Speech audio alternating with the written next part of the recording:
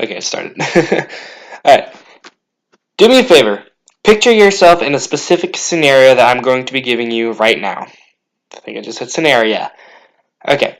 Picture your best friend, or not even a best friend, someone you're very close to. It could be a love interest, it could be a lover, it could be your best friend, just someone you're very close to.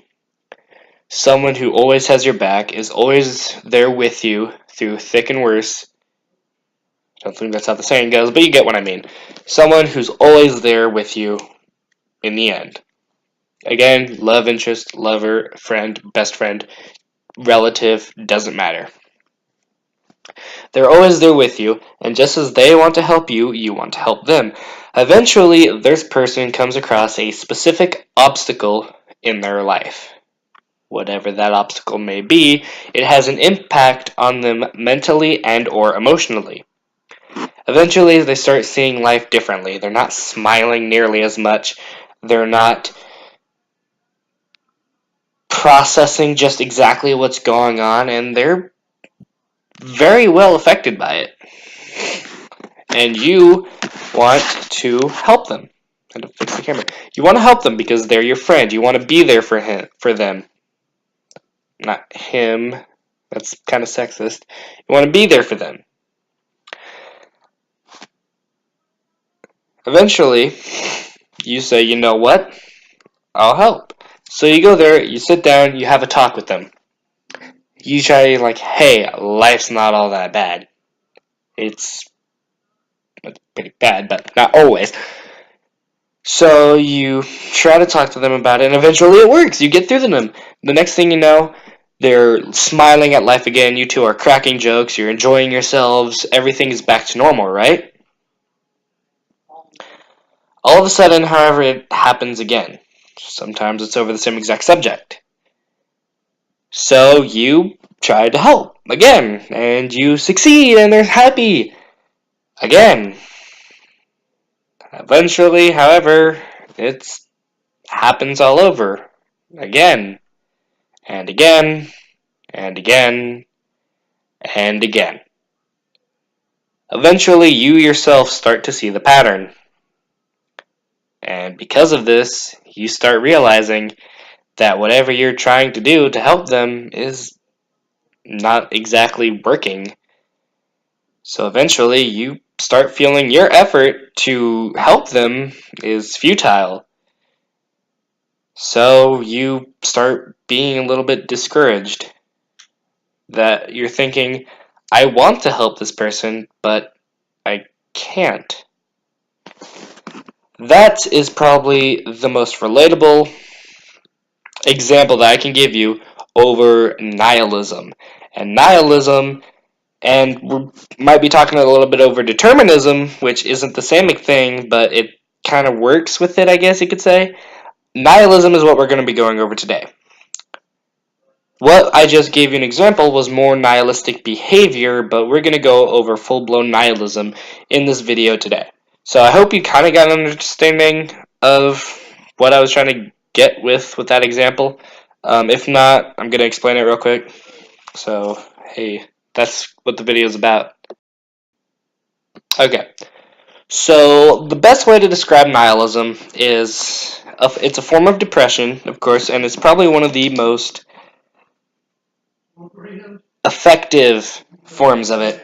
The easiest I could describe it is it's kind of a mixture between feelings of discouragement and futility.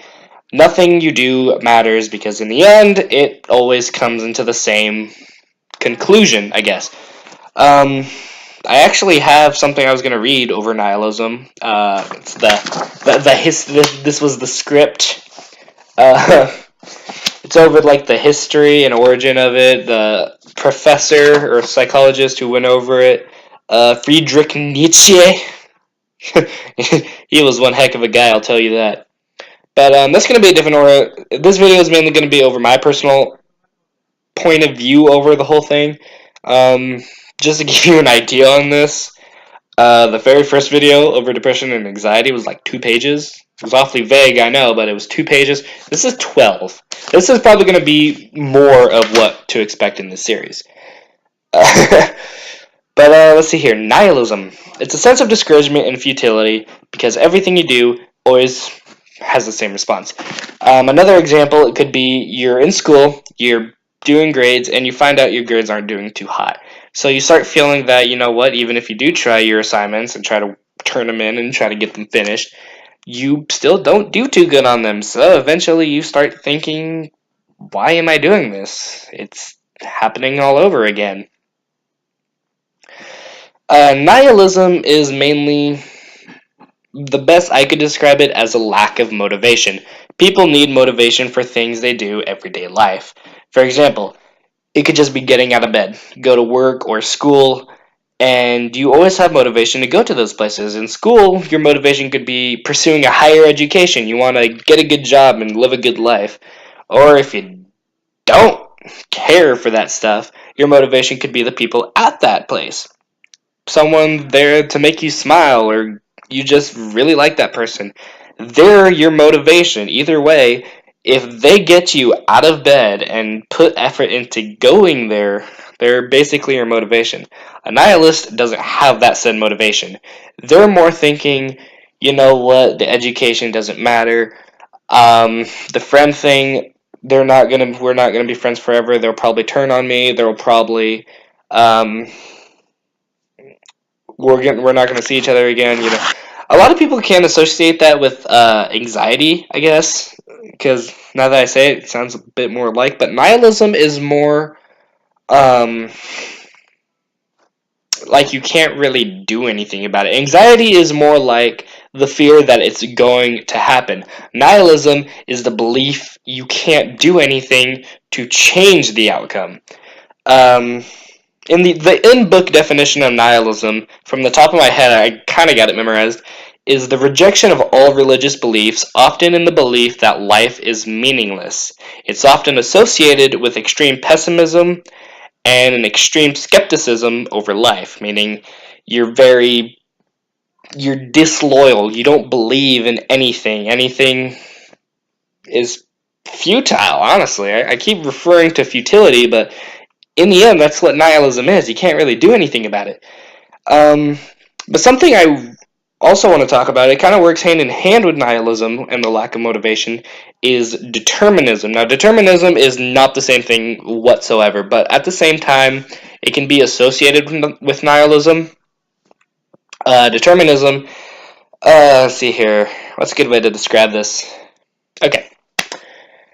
If you're a determinist, you are in the belief that everything in the universe is set on a track, a straight path, and this straight path, you're in a kind of just anything moving down that path, and it's on that straight path, ever so moving at a constant pace. It's never going to stop, never going to turn. It's going in a straight and constant rate, I guess.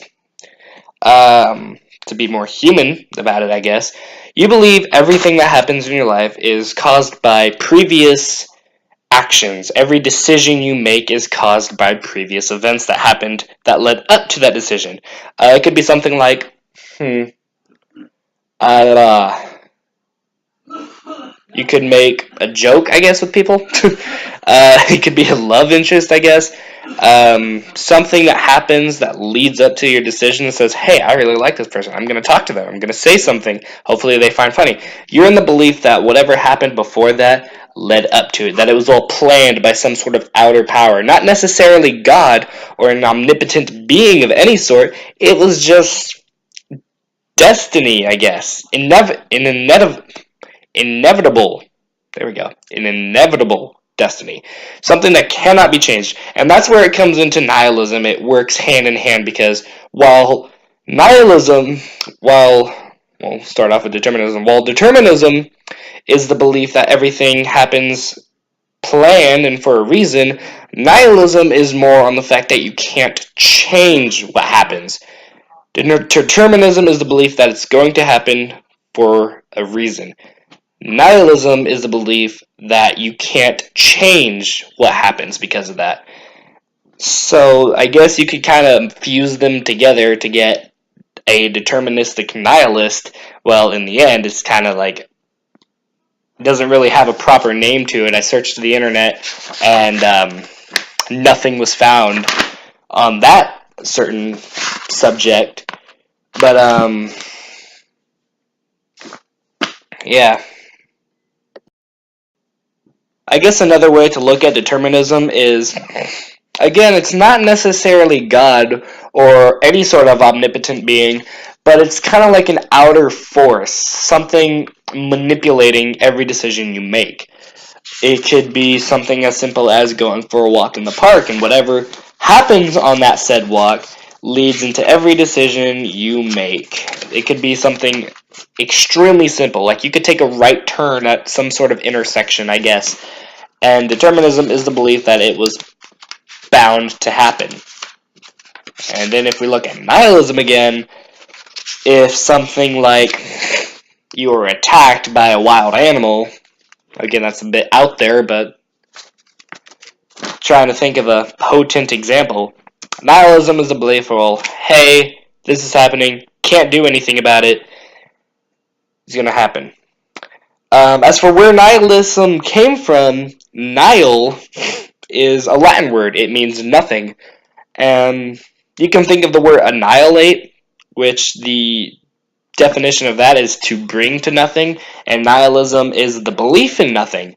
So to be as blunt as possible as I can with nihilism is you don't believe in anything, you don't believe you can change anything, it's just happening, and that's what nihilism truly is.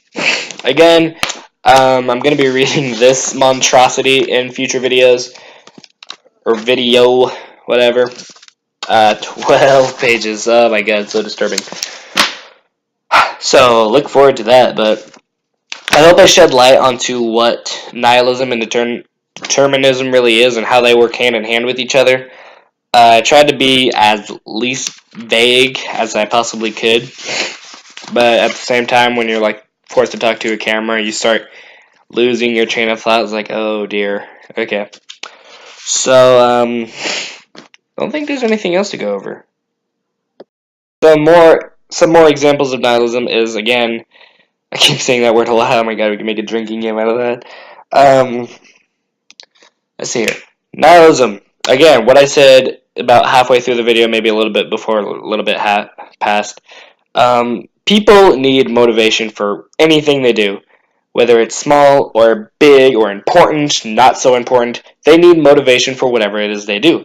Nihilism, you completely lack motivation, and said could be said for depression in general, but nihilism takes it to a different part, I guess. Just like I said with going to school or work, getting a job works the same way.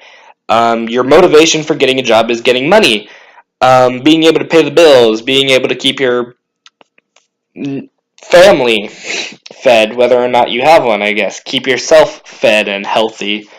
A nihilist would probably believe, you know what, I'm either going to get fired, I'm going to retire in the future, something could happen on that job and I can't do anything about it. You basically feel so powerless in whatever situation you're in. Of course, the nihilist is probably going to get the job because it's smarter than just kind of sitting there in a little cardboard box on the curb like, I believe in nothing. But the lack of power, that's where the futility comes in. Futility, for those of you who don't know what futility is, it's inevitable. That doesn't really help. That's kind of also a not so known word. How do I describe inevitable? Unavoidable. You're not able to avoid it. It's going to happen. It's set for you. It's got your name on it. It's happening. Futility, same thing. So basically, nihilism is it's going to happen to you. You can't do anything about it. So therefore, life is meaningless. Whatever you do doesn't matter. Whatever you try doesn't matter. Whatever you think doesn't matter. Determinism comes into play is because everything that you are doing, everything that you are trying, everything that you are thinking is because of previous events that led up to that. So, I'm going to end the video here because we're already at like 15 minutes, but I hope I shed some light onto that. This is definitely one of my more looked into subjects, 12 pages. Might not sound like a lot at first, but it's a lot for me. It's also getting darker, geez, I just noticed how dark the video got. So, thank you guys so much for watching, and hopefully you liked this. Hopefully you found some bit of it interesting. It's definitely one of my more interested in subjects for me. So yeah, I'll see you guys next time. The next video will probably be reading this, and this is just the whole origin and the psychologist who went over nihilism, and he was a pretty interesting dude, but then again, so were a lot of other physicists and scientists. Like, the smartest people alive were always the cuckoo ones. But thank you guys so much for watching, and I hope to see you guys in the next video. Goodbye.